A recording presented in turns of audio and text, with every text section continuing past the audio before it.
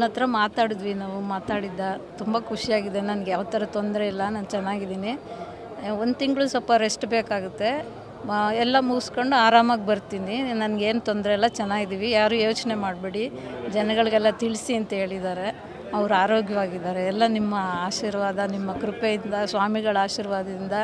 ಅವರು ನಮ್ಮ ಮನೇಲಿ ಯಾರಿಗೇ ತೊಂದರೆ ಅದು ಸ್ವಾಮಿಗಳಿಗೆ ಫೋನ್ ಮಾಡಿ ಹೇಳಿದ್ರು, ಅವರೇ ಯಾವಾಗಲೂ ಪೂಜೆ ಮಾಡಿ ನಮಗೆ ಪ್ರಸಾದ ಕಳಿಸ್ಕೊಡ್ತಾರೆ.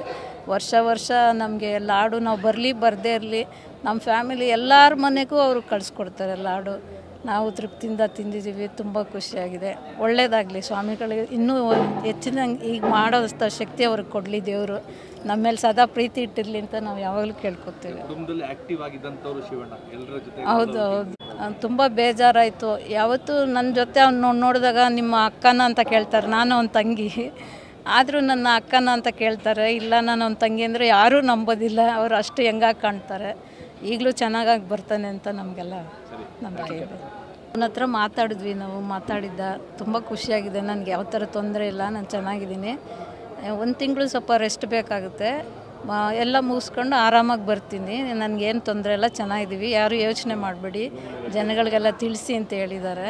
ಅವರು ಆರೋಗ್ಯವಾಗಿದ್ದಾರೆ. ಎಲ್ಲ ನಿಮ್ಮ ಆಶೀರ್ವಾದ, ನಿಮ್ಮ ಕೃಪೆಯಿಂದ, ಸ್ವಾಮಿಗಳ ಆಶೀರ್ವಾದದಿಂದ. ಅವರು ನಮ್ಮ ಮನೇಲಿ ಯಾರಿಗೇ ತೊಂದರೆ ಅದು ಸ್ವಾಮಿಗಳಿಗೆ ಫೋನ್ ಮಾಡಿ ಹೇಳಿದ್ರು, ಅವರೇ ಯಾವಾಗಲೂ ಪೂಜೆ ಮಾಡಿ ನಮಗೆ ಪ್ರಸಾದ ಕಳಿಸ್ಕೊಡ್ತಾರೆ.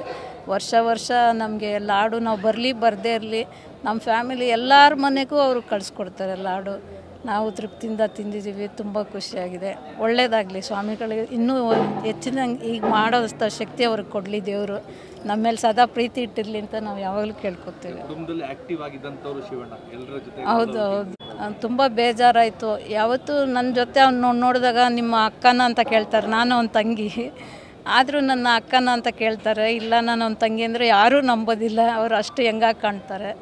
ಈಗಲೂ ಚೆನ್ನಾಗಾಗಿ ಬರ್ತಾನೆ ಅಂತ ನಮಗೆಲ್ಲ ನಂಬಿಕೆ ಇದೆ.